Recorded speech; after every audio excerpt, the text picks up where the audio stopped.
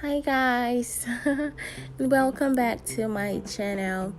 So in my last video I got several questions about how I rolled my fondant, so I decided to make a separate video for you guys about how to roll fondant.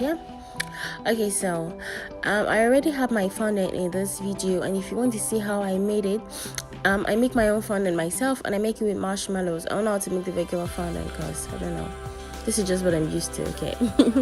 And I made it like that for a while. So okay, so the first thing you want to do is partition how much fondant you need for the kind of cake you want to cover. If you don't know how to know the amount you need exactly, then like I don't know how to tell you, but usually I use about 1 kilogram of fondant for an 8-inch cake, and it's still going to remain, but that's just how much you need to be able to spread as wide and as thin enough. So what you want to do first of all is to knead the fondant and then roll it in the desired shape you want. In my case, I'm going to have to roll it in like a rectangular shape. That's why I'm rolling it in this shape, and I'm not just leaving it round. So what you want to do next is to put some cornstarch on the silicone mat and then try to roll out your fondant. In my case, I know several people say don't roll it in one direction, roll it with a really big rolling pin. There are different rules. Some people say like roll it just in one way, like don't go to and fro, just roll in one direction, don't do to and fro like this, and don't roll it in tiny batches. Let me tell you guys that the best way to cake decoration is to roll it however it's convenient for you. Roll it how you feel like rolling it. Roll it with how long you're. In my case, like my hands are not that long, so usually I roll things in batches and I have to move in different directions because I'm really short. So roll it however it's convenient for you. Roll it like, and I don't know, just do it how it's convenient for you, because there is no one size fit all for these things. Like you have to do however it's convenient for you, and I found like cakes like turn out best when you do what is convenient for you. Do it however it feels right, if you get me.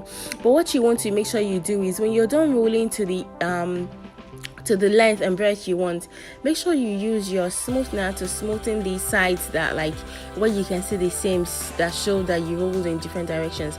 That way there is no part of the fondant that is thinner while another part is thicker, if that makes sense to you guys. So let me show you how to patch up the parts that like you didn't really roll well. So you're going to take some of that fondant and then cover that part up, and then use your rolling pin again, and then go over again with a smoother to smoothen everything again. And it's so easy, guys. Like usually there are no rules for these things, and people like to make rules to make it seem maybe complicated, or maybe to make them seem like they are professionals and they know what they're doing. So I'm telling you guys, like the way I work, I don't work based on maybe rules or like I don't know, according to how some people say it should be, or mix in one direction or something. I do whatever is convenient for me, and I found like that way it turns out even better. So now I'm going to be using this fondant in like a paneling method, which means I'm going to be like rolling it around my cake, so putting it on top of my cake and then smoothing it down. So what I like to do next is to put some cornstarch on top of it so it won't stick, and then cut out the excess by the side, and then I'm going to roll it on top of my rolling pin. The important thing here, sorry guys, I kind of have cold, sorry.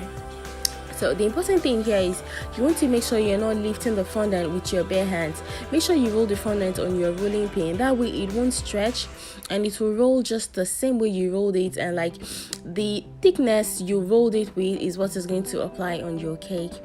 That's the important part. So roll it according to how it's convenient for you guys. Don't maybe follow the rule. There's some rules you should follow, but a lot of them are just hogwash. A lot of them are just to make it seem like, I don't know, to make it seem more complicated. So in cake decoration, basically there are no rules. Do it however it's convenient for you.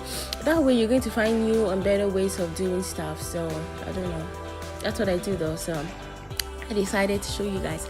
I hope I answered your questions, for those of you that asked me that question. And if you want to ask me a question, guys, please don't ask me in my DM, ask me in the comment section.